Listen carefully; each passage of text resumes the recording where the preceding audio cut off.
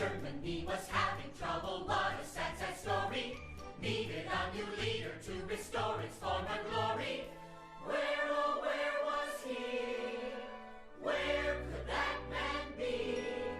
We looked around, and then we found the man for you and me.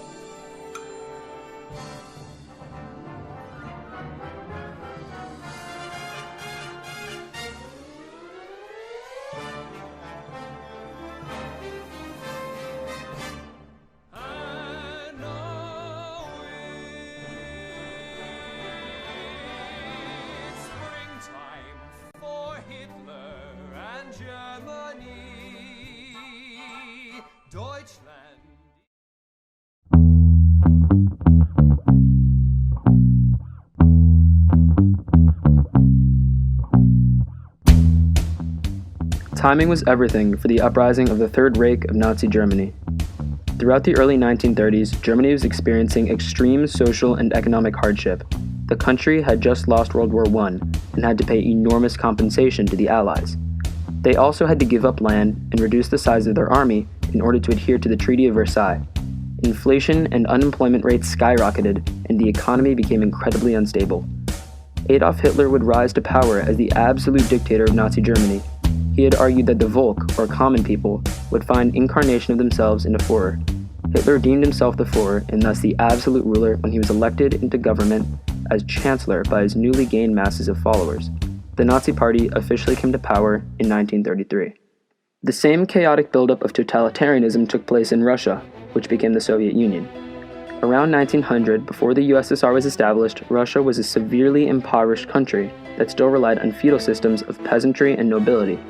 The country was centuries behind other modernized places in Europe, in which the end of the Middle Ages around 1500 marked the end of feudalism as well. Thus, the masses of common people were incredibly frustrated under the czars of the Romanov dynasty, and only grew more impoverished as time went on. Soon enough, Russian industrial workers would protest the monarchy, leading to violence and the Bloody Sunday Massacre of 1905. Disaster came from Russia's entering into World War I in 1914, since they were no match for the industrialized power of Germany. Civil war broke out in Russia between Bolsheviks, also known as the Russian Social Democratic Party, monarchists, capitalists, and other parties in early 1919. The Bolsheviks won the war, and party leader Vladimir Lenin took control over Russia and established the Soviet Union. The well-known symbol of a sickle and hammer represents a link between the peasantry and working class. This idea attracted the masses of Russia to the Bolshevik Party.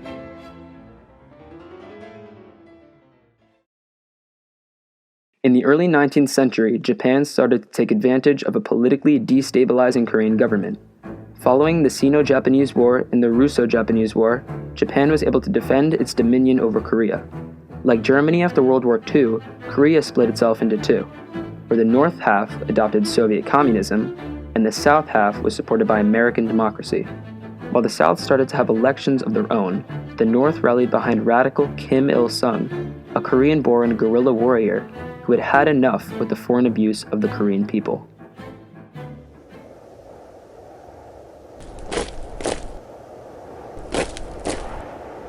Although many past and current dictatorships maintain an extremely firm hold on their citizens, they end up failing due to flaws that the Party of 1984 lacks, thus making the Orwellian totalitarian government perfect.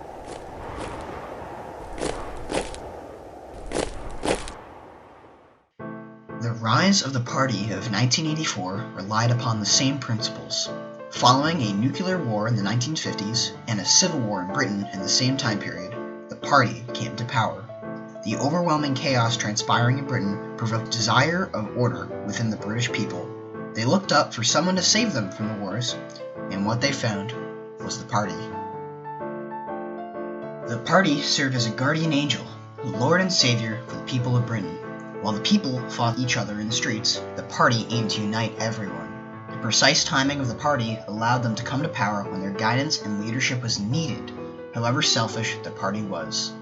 Even at a time when people were aware of the extreme hierarchical structure of the Party, the stable dictatorship was far more appealing than the bloodshed of a civil war. This is one of the reasons why the Party is able to affirmatively say that the living conditions are better now than than before they came to power.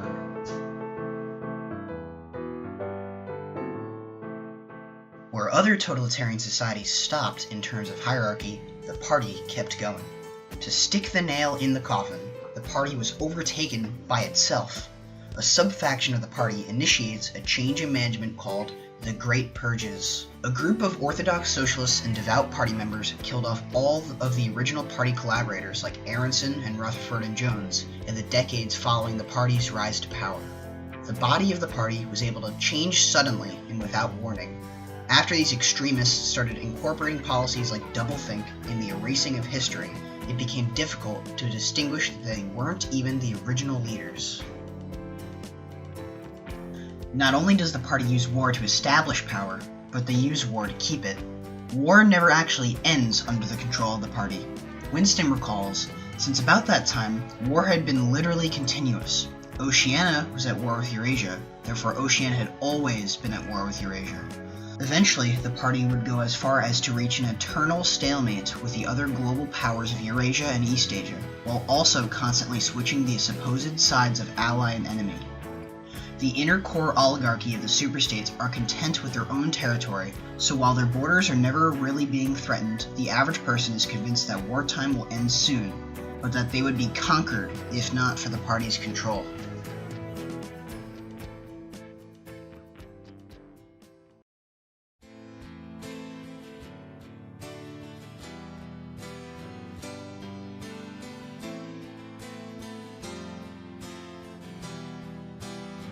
Adolf Hitler was the immortal god of Nazi Germany.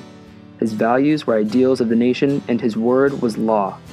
Therefore, when he declared that the Jewish people were the root of all of Germany's social and economic misfortunes, the country became a unified anti-Semitic force. It was this unification that was significant to the survival of the Nazi Party. Immediately, propaganda against the Jewish race was spread throughout the country.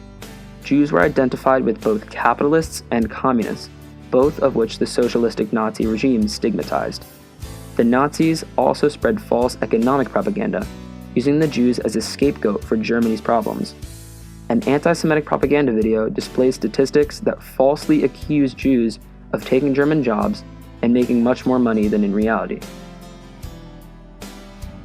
Many Jews were in the same situation as other Germans. However, the rich Jewish stereotype was able to be used as mass hate propaganda by the Nazis. The Nazi Party put the anti-Semitic campaigns into full swing as they stripped the Jews of basic rights, such as citizenship and the ability to vote. The law for the protection of German blood and German honor forbade mixed marriages. Jewish people were banned from public establishments such as parks, restaurants, and swimming pools. The Jewish population was even denied the right to use the formal greeting at the time, Heil Hitler. The Nazis had protected themselves by giving the Germans a distinct mortal enemy to which all their hate should be directed. While North Korea is a very secretive and isolated country, we are lucky enough to have some information on what goes on in the nation nicknamed the Hermit Kingdom. The eyes of the glorious leader, Kim Jong-un, can be found at every street corner in numerous statues, posters, and billboards promoting the supreme leader. The watchful eyes aren't seen as intruding on the privacy of the citizens. They are treated as protective eyes, as eyes on the face of a loved one. A traveling eye doctor by the name of Dr. Sanduk Ruit is determined to help many of the blind and malnourished children and people of North Korea, even though the country is slow to let in foreigners. In other nations, blind people who have their eyesight fixed rush to see the sky, nature, their family. When Dr. Ruit takes off the bandages, the very first thing the North Koreans do is to salute the supreme leader. It's an instinctive choice that they make. Their sight is returned, and the first thing they do is use their eyes to look at their political leader. I don't think I've ever seen anyone in America do that.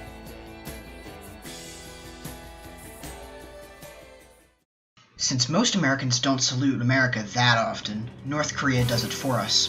Opposingly, the North Koreans don't exactly wish for a long-living America.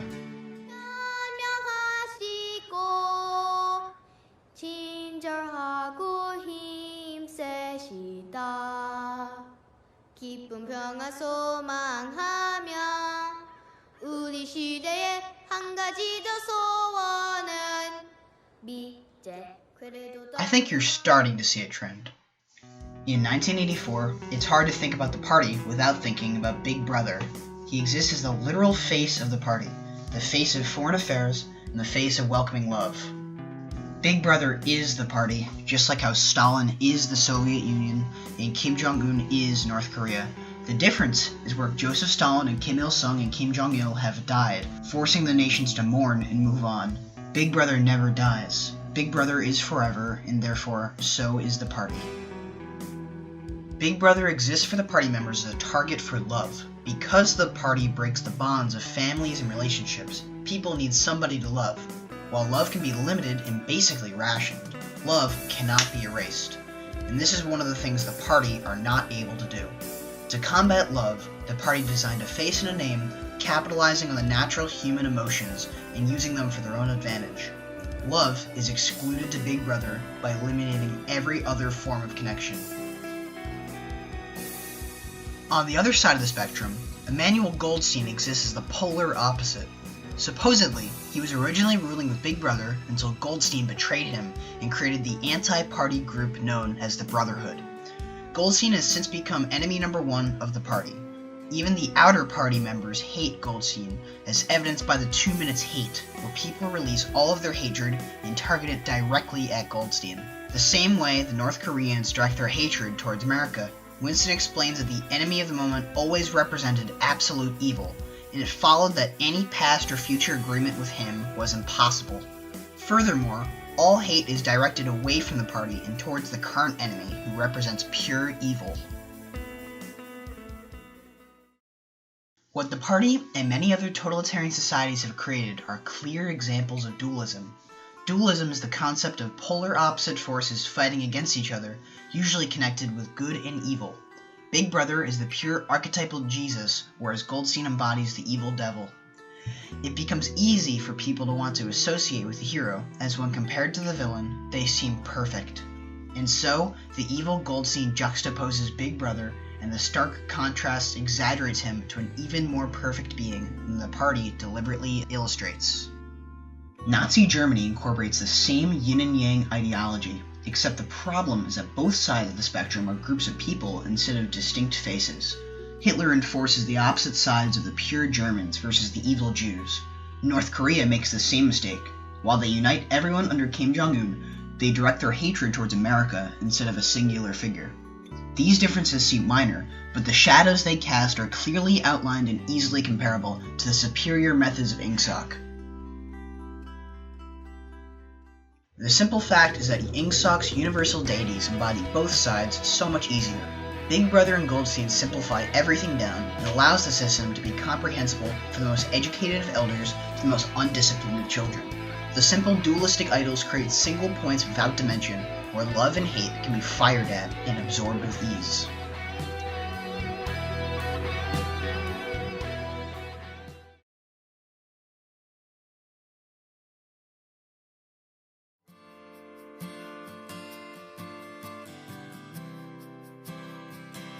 In order to guarantee the survival of the Nazi Party, the government established youth programs that would brainwash children to support them. They were called the Hitler Youth. The German boys first went through the German Young People Organization once they had turned 10 and had been investigated for Aryan racial purity. A boy was eligible to join the Hitler Youth at 13 and would graduate to serve in the military at 18. The youth of Germany lived with little parental association, as the Nazi Party and its community was their family. By 1935, half of all youths were a part of the Hitler Youth. By establishing these organizations, the Nazi regime was setting themselves up for success in the future by giving themselves perfect generations of brainwashed supporters. One problem with the Hitler Youth groups is that it divides the children's focus between Germany and their real family, even if the love of Germany was dominant. By balancing the two at all, absolute obedience of Hitler and Germany becomes impossible, which is the whole point of the Hitler Youth groups. The party doesn't make this mistake. The party tips the scales towards conformity of Big Brother. They've established the perfect police, even better than the thought police, which is to have every child spy on their parents and make sure they are loyal to the party. By breaking the bonds between parent and child, absolute loyalty to Big Brother is easy. Big Brother becomes the only thing possible to follow. The party further prevents future resistance by making martyrdom impossible. The party catches all dissenters and tortures them in the Ministry of Love, where they confess to everything under the sun. Other totalitarian societies have tortured and made people confess as well, except people are able to realize that these confessions aren't true and are only said to avoid the pain of torture. The party, on the other hand, make the confessions true. Using the Ministry of Truth, the newspapers and history books are edited to remove all proof of any potential martyrs having existed. Since all media and information is controlled by the party, memory itself is effectively controlled. Not only do people doubt what really happened with a dissenter, but they are able to believe their fabricated confessions. George Orwell has crafted a system of government both in satire of existing regimes and in warning of the future. He has detailed how these types of government come to power by taking advantage of times of war and chaos. He defined the methods of establishing power using intense propaganda and religious ideologies. He illustrated how these governments keep their power for generations by brainwashing children at young ages and eliminating all forms of martyrdom. Perhaps the diary Winston was writing for the future was actually Orwell inferring that we are doomed to repeat these same mistakes, no matter how much we resist the inevitable, inescapable destiny.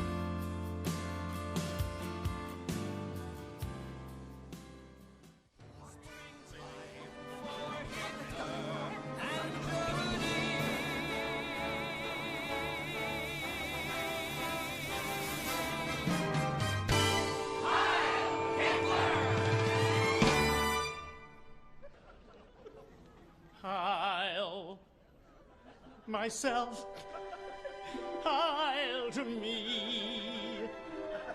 I'm the crowd who's out to change our history. I'll myself, raise your hand. There's no greater dictator in the land. Everything I do for you. If you're looking for a war, here's World War II. I'll myself, raise your deer. Every hotsy, totsy, Nazi stand and cheer.